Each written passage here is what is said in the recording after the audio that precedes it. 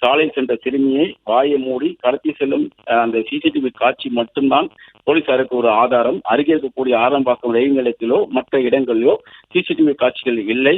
அதே போல ரயிலில் பயணிக்கக்கூடிய ஒரு புகைப்படமும் போலீசாருக்கு கிடைத்தது. அந்த புகைப்படத்திலும் அவனது குற்றவாளிகளுடைய தெளிவான புகைப்படம் இல்லாத நிலையில தொழில்நுட்பத்தை பயன்படுத்தி இந்த குற்றவாளியின் புகைப்படங்களும் போலீசாரால் வெளியிடப்பட்டது.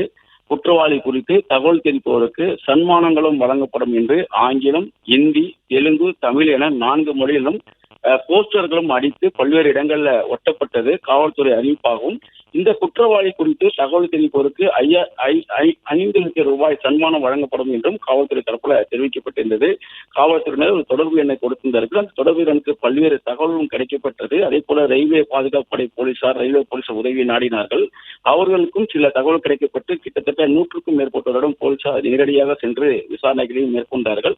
1000க்கும் மேற்பட்ட அழைப்புகள் வந்தது. அது குறித்தான தகவலையும் சேகரித்தார்கள். ஏற்கனவே தனிப்படைகள் அமைக்கப்பட்ட போதிலும் டிஎஸ்பிக்கள் 4க்கும் மேற்பட்ட டிஎஸ்பி தலைமையில தனிப்படைகள் அமைக்கப்பட்டு 20 தனிப்படை போலீசார் இந்த போலீசாரின் இந்த குற்றவாளி கண்டுபிடிப்பதில் தீவிரம் காட்டினார்கள். சிறுமி வழக்கில் தேடப்படும் நபரின் உருவ அமைப்பு சூழல்பட்டியில் உள்ள அருகே இருக்கக்கூடிய ஒரு தாபாவில் பணியாற்றுவதாக பொதுமக்களில் சிலர் தகவல் கொடுத்திருக்கிறார்கள். அந்த காவல்துறையினர் கொடுத்த தொலைபேசி எண்ணுக்கு கொடுத்திருக்கிறார்கள். அதன் அடிப்படையில் போலீசார் தீவிர விசாரணையை மேற்கொண்டார்கள். குறிப்பாக அரக்கோணம் டிஎஸ்பியா இருக்கக்கூடிய ஜாஃபர் சாதிக் தலைமையிலான ஒரு அணியினர் அந்த பகுதியில் தேடுதல் வேட்டையில் ஈடுபட்டிருக்கிறார்கள்.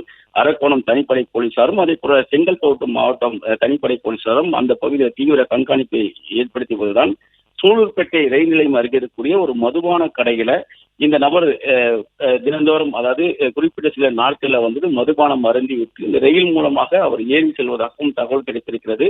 கையில் அந்த புகைப்படத்தை வைத்து அந்த நபரை தேடிய போதுதான் சூலூர்பேட்டை ரயில் நிலையத்தில் வைத்து அந்த நபரை போலீசார் கண்டறிந்திருக்கிறார்கள்.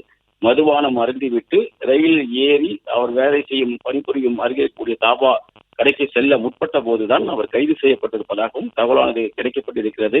நீண்ட தேடுதல் வேட்டைக்கு பிறகு அவர் கைது செய்யப்பட்டு காவரப்பட்டை காவல் நிலையத்தில் வைத்து நேற்று விசாரணை மேற்கொண்டார்கள்.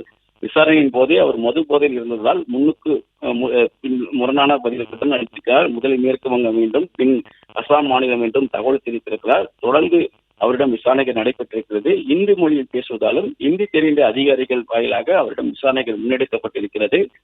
தொடர் விசாரணைக்கு பின்பாக அவனை பற்றிய முழுமையான விவரங்கள் வெளியிடப்படும் என்றும் தெரிவிக்கப்பட்டிருக்கிறது. முதல்கட்ட விசாரணையில் இருப்பதால்தான் அந்த குற்றவாளி குறித்த முழுமையான விவரங்களை வெளியிடப்படவில்லை என்று உயர் அதிகாரிகள் தகவல் தெரிவித்திருக்கிறார்கள். இன்னும் சற்று நேரத்தில் இந்த குற்றவாளி குறித்த விவரங்களும் இதற்கு பின்னால் வேறு யாராவது இருக்கிறார்களா என்ற கோணத்தில் விசாரணை முன்னெடுக்கப்பட்டிருக்கிறதும், அதே போல வேறு யாரெல்லாம் இது போன்ற பாலியல் வன்கொடுமைக்கு ஆளாக்கி உள்ளானா என்ற கோணத்தில் விசாரணையை முன்னெடுத்திருப்பதாகவும் காவல்துறை தரப்புல தெரிவிக்கப்பட்டிருக்கிறது. அதே போல இவர் பணிபுரிந்த தாபா உரிமையாளரின் போலீசார் அழைத்து நேற்று முதலே விசாரணை மேற்கொண்டு வருகிறார்கள். இந்த நபர் குறித்து தகவல் ஏதேனும் கிடைக்குமா என்ற கோணத்தில் அவருடைய விசாரணை நடைபெற்று வருவதாகவும், இவருடைய தகவல் தெரிந்தும் காவல்துறைக்கு ஏன் அவர் தகவல் தெரிவிக்கவில்லை என்ற கோணத்திலும் விசாரணைகள் முன்னெடுக்கப்பட்டிருக்கிறது. எத்தனை ஆண்டுகளாக இந்த தாபாவில் பணியாற்றி வருகிறார், தமிழக எல்லைக்குள் எதனால் சென்றால் போன்ற விவரங்களையும் சேகரித்திருக்கிறார்கள்.